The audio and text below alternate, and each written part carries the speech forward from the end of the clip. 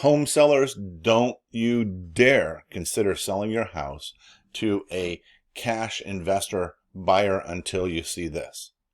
Folks, one of the appealing things about working with a cash investor buyer is the promises that they make, right? What did they promise? They promised that you're going to pay no realtor commissions. Gosh darn it, those pesky realtor commissions. Those things are pretty high, right? I get it. Trust me, I get it. And they're going to save you from those realtor commissions, right? They're going to save you from closing costs. Thank God you don't have to pay closing costs. Oh, what a relief, right? But do you know how much closing costs are? You probably don't. And that's okay. They're going to save you from that too. They're going to take care of all that for you. And they're going to give you a fast closing. Now, that's what these investors, they are known for. Why? Because, well, they have to close it fast so that you don't change your mind. Okay, that's one reason. But also it's a matter of convenience too. If you want to close it fast, and then they can close it fast. That's what they're good at. That's what they do because they're investors, right? Okay, so let's compare when you're buying with it or selling to a cash investor buyer, right? Now I'm going to use a term, comparable ARV. Basically, ARV means after rehab value. So when they end up making your house tip-top condition, or if it's in tip-top condition right now, and I mean sparkling clean and beautiful and upgraded and modern and everything, let's assume it's $850,000, right? You can use any number, whatever that number is for your home, for your area. It kind of works out the same, but that's the comparable ARV. But I'm assuming if you're thinking about talking to a cash investor buyer, your home's probably not in tip-top shape, and that's probably one of the reasons why you're probably talking, because you don't want to do all the work, and you don't want to get it all prepared, and you don't want to paint and upgrade and fix things that you otherwise wouldn't fix. You just want to sell and get going, right? Well, let's take a look at what a cash investor buyer is going to do. So a cash investor buyer, they're going to use a benchmark. That benchmark is going to be 70% or less of the value of the current condition. Okay, now some of them are going to say, no, it's 70% of the ARV. Yeah, right. I know. I've heard that. But I've seen it way more often where they're actually shooting for 70% or less of the current condition value, which would put it at $542,500. Now, understand, these folks, when they come to see you, I have not met an investor that was some grumpy old, stodgy guy puffing on a cigar going, this house is a wreck. I want to steal this house from you, right? Because some people have that impression of it. No, when they come to your house, they are so friendly. I mean, like beyond friendly. They want to get to know about you. They pet your dog. They play with your cat.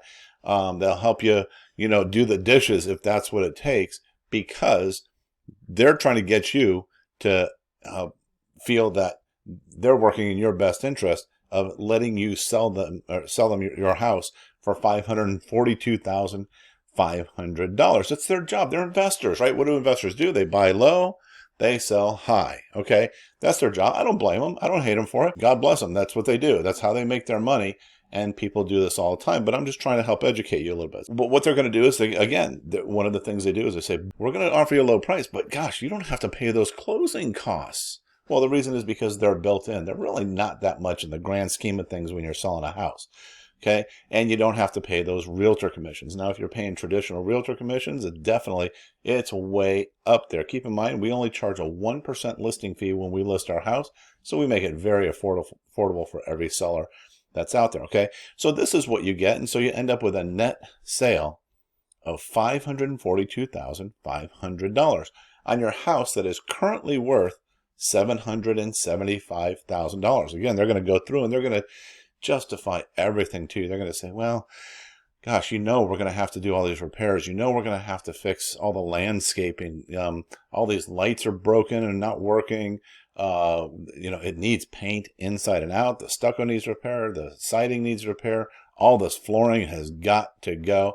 Oh my gosh, you have old windows. That has to, ma'am, sir, that all adds up, and it's very, very expensive to do. And they'll even sketch it out for you and tell you how much all the repairs are going to cost to get it to a tip-top sellable price. And you're going to go, oh my gosh, yeah, you are right. Okay, so you end up with a $542,500 sale where you're going, let's just go. Just fine, take it, go. Okay, but wait, don't do that yet, because I want to give you a comparison. When you list it with us, again, we're going to list it at whatever the current condition value is, $775,000. Nobody would pay $850,000 for a house that is only worth $775,000. So we're going to list it at whatever the current condition value is, even if it needs repairs and things like that. That's fine. Those houses get sold every single day. And we're going to assume that we have a final offer of 98% or more, but we're going to use 98% of the current condition value. So again, current condition value, 775. And so let's say we settle on an offer at about 759.5. Okay, so that's 98%. And the reason I picked 98% is because that's MLS wide. That's kind of what the standard is MLS wide right now. On the other hand, I will let you know, all of the homes we've sold in the last few months, we have sold above comparable values. And I can tell you how we're doing that when we have a chance to meet. But let's assume 98%. So 759,500. Closing costs are about 1.5% of your sale price. So that comes to about $11,636. Okay. The realtor commissions, again, we only charge a 1% listing fee, but we got a 2.5% buyer's agent fee. That comes to $26,582. I know it's still a lot of money. It still is a lot of money, but in the end, you end up with a net sale of $721,282. Okay. Even if the investor buyer is offering you 70% of the comparable ARV, you're still coming out way ahead. Okay. And that's a difference of $178,782. Could you do something with that money? Can you absorb a little inconvenience for that money? But don't worry, because we actually have strategies that we use that help you avoid all the inconvenience. Call me to talk about it. Numbers at the bottom of the screen. I know some of you're going, hey, I don't care. I want out. We need to go. I need to sell it now. Maybe there's a situation going on, a big life event, something happened, and you need to sell the house now, today. You can't wait. Well, we can help you with that too, because what we do is we will take those investors, and instead of having one investor come in and make an offer on your house at $542,000, we will actually call our entire list of investors and tell them, hey, this house is for sale and it's only up for investor bids right now. All right. So now we get a bunch of investors who come and look. Now, I will tell you, half of them, they won't even bother because they know they can't steal your house at $542,000. Okay. But on the other hand, the other half, they'll throw a bid out there. But because they know, and we strategically make sure that they know that there are other investors bidding on the house, they kind of realize, well, we can't get it for rock bottom price. What we're going to do is we're going to offer a little bit more, and we get like a little kind of, we'll call it a bidding war. It's not really a bidding war. It's really fast, where we get investors, give their final and best offer, and we usually come out way ahead. Above, in this case, $542,000. We come way ahead of it. Okay. And the reason is because, again, we are having multiple investors bid for it. So now the typical home seller who deals with a cash investor buyer, you might only call one buyer. You might call two. You might even call three. But they all know you're not calling a whole bunch of them, and you're not getting them to fight over it. Okay. So that's what we do. Okay, so I'm going to give you a case study here. We had a case very similar to the 850. It was a little bit different, but the investor came in and they made an initial offer of $541,000.